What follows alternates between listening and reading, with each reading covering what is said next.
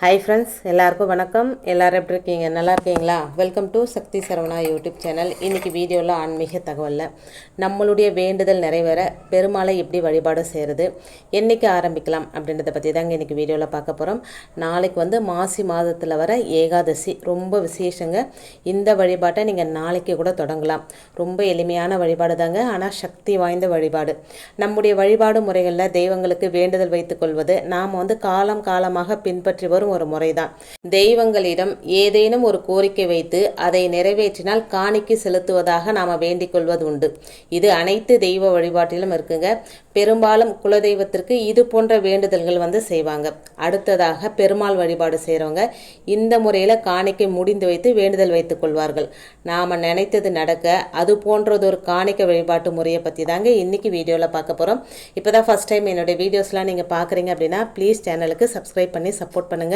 உங்களுடைய ஒவ்வொரு சப்போர்ட்டும் மிகப்பெரிய ஒரு மோட்டிவேட்டாக இருக்குங்க. நான் சொல்கிற எளிமையான ஆன்மீக பரிகாரங்கள் எல்லாருக்கும் பயனுள்ள வகையில் இருக்குங்க. எல்லாரும் ஈஸியாக செய்கிற மாதிரி தான் இருக்கும். நிறைய பேர் செஞ்சு நல்ல பலனடைஞ்ச பரிகாரங்கள் தான் உங்களோட நான் ஷேர் பண்ணிக்கிட்டு வரேங்க. திருப்பதி போயிட்டு வந்தால் நல்ல திருப்பங்கள் நம்ம வாழ்க்கையில் ஏற்படும். இது எல்லாருக்கும் தெரிஞ்ச விஷயந்தாங்க.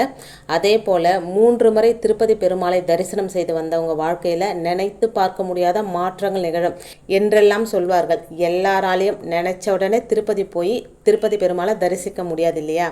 அப்படி இருக்கும்போது சக்தி வாய்ந்த இந்த பெருமாளை வீட்டிலேருந்து எப்படி காணிக்கை வழிபாடு செய்கிறது அப்படின்றத பற்றி தான் இன்றைக்கி நாம் தெரிஞ்சுக்க போகிறோம். பெருமாளை நம்ம நினச்ச உடனே போய் வழிபாடு செய்ய முடியாதுங்க. நம்ம எல்லாமே பிளான் பண்ணி வச்சுருப்போம், இந்த டேட்டு இந்த டைமு. ஆனால் அந்த டைமுக்கு நம்மளால் போக முடியாத சூழ்நிலை ஏற்படும். பெருமாள் நினச்சா மட்டும்தான் நாம் போய் அவரை தரிசனம் பண்ண முடியும். அந்த மாதிரிங்க அந்த பெருமாளுக்கு இருக்க சக்தி அந்த மாதிரி. அந்த சக்தி வாய்ந்த பெருமாளை வீட்டிலேருந்து நம்ம காணிக்க முடிஞ்சபடி எப்படி வழிபாடு செய்கிறது அப்படின்றத பார்க்கலாங்க. இந்த வழிபாட்டுக்கு நமக்கு தேவையானது அப்படின்னா 11 1 ரூபாய் நாணயம் தாங்க. இதுதாங்க ரொம்ப முக்கியம். இதை எடுத்து வச்சுக்கோங்க. அந்த நாணயத்தின் மீது புணுகு தடவணும். ஒவ்வொரு ரூபாயின் மீதும் புணுகு தடவி ஒரு வெள்ளை நிற துணியை கொஞ்சம் பன்னீர் மிக்ஸ் பண்ணி, கொஞ்சம் பன்னீர் மிக்ஸ் பண்ணி அந்த கலவையில் இந்த வெள்ளை கலர் துணியை முக்கி நல்லா அதை மஞ்சள் கலர் துணியை மாற்றி வச்சுக்கோங்க. அந்த துணியில் இந்த நாணயத்தை வச்சு முடிச்சா கட்டிக்கணுங்க. இதுதான் காணிக்கை முடிச்சு. இதையெல்லாம் உங்கள் வீட்டு பூஜை அறையில் தீபம் ஏற்றி வச்சுட்டு அங்கே உட்காந்துட்டு தான் இந்த காணிக்கை முடிச்சா நீங்கள் முடிஞ்சு வைக்கணும். இது ரொம்ப ரொம்ப முக்கியங்க. இது என்னைக்கு செய்யலாம் அப்படின்னா நாளைக்கு கூட ரொம்ப விசேஷமான நாள்ங்க. நாளைக்கு மாசி மாதத்தில் வர ஏகாதசி ரொம்ப விசேஷமான நாள். நாளைக்கே கூட நீங்கள் இந்த வழிபாட்டை செய்யலாங்க. நாளைக்கு செய்ய முடியாதவங்க சனிக்கிழமை அன்னைக்கு செய்யலாங்க. ரொம்ப விசேஷங்க. ஏன்னா சனிக்கிழமை பெருமாளுக்கு உரிய நாள், அன்னைக்கும் செய்யலாங்க. இந்த காணிக்கை முடிச்சு செய்கிறதுக்கும் பெருமாளோட அனுகிரகம் வேணுங்க. அவரோட அனுகிரகம் இருந்தால் தான் இந்த காணிக்கை முடிச்சு கூட நாம் முடிஞ்சு வைக்க முடியும். இதையும் உண்மைதாங்க. நீங்கள் வேணால் ட்ரை பண்ணி பாருங்கள். இப்போ இந்த முடிச்சை உங்கள் வீட்டுக்கு பக்கத்தில் இருக்கிற ஏதாவது ஒரு பெருமாள் கோயிலுக்கு எடுத்துகிட்டு போங்க. அங்கே போயிட்டு அங்கே இருக்கிற ஐயர்கிட்ட இந்த முடிச்சை பெருமாளோட பாதத்தில் வச்சு கொடுக்க சொல்லி கேளுங்க. ஐயரும் எடுத்துமே பெருமாளோட பாதத்தில் வச்சு எடுத்துகிட்டு உங்களுக்கு கிட்ட கொடுப்பாரு. ஏன்னா நாமளே எடுத்துமே பெருமாளோட பாதத்தில் வைக்க முடியாது இல்லைங்களா?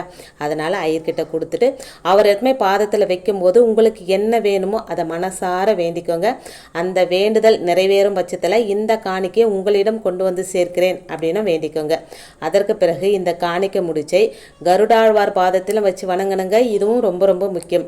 அதன் பிறகு பெருமாள் ஆலயத்தில் உள்ள கொடிமரத்துக்கு முன்னாடி நின்று இந்த முடிச்சை உங்கள் இடது கையில் வச்சு வலது கையை அது மேலே வச்சு மூடி அப்போதும் இதே போன்ற வேண்டுதலை வச்சுக்கோங்க.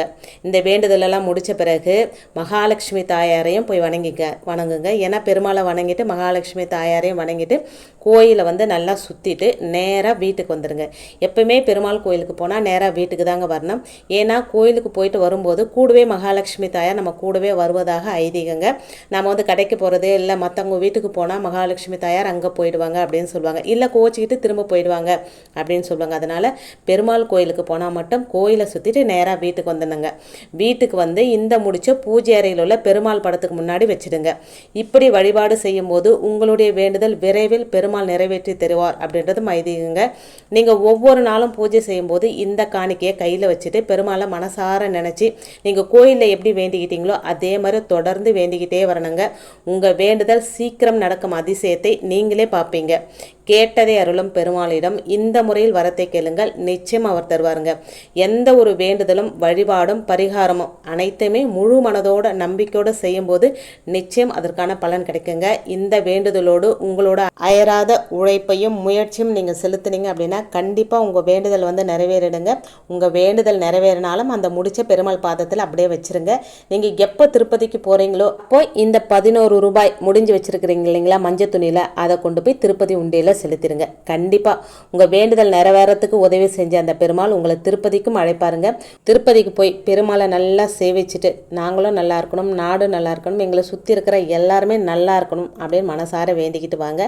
இன்றைக்கி வீடியோவில் நான் சொன்ன விஷயங்கள் உங்களுக்கு பிடிச்சிருந்தது அப்படின்னா ப்ளீஸ் சேனலுக்கு சப்ஸ்கிரைப் பண்ணி சப்போர்ட் பண்ணுங்கள். இந்த வீடியோ உங்கள் ஃப்ரெண்ட்ஸ் அண்ட் ஃபேமிலிக்கும் ஷேர் பண்ணி விடுங்க. இன்னொரு எளிமையான ஆன்மீக தகவலோடு உங்களை சந்திக்கிறேன். அது வரைக்கும் நன்றி, வணக்கமும். Take care and bye friends.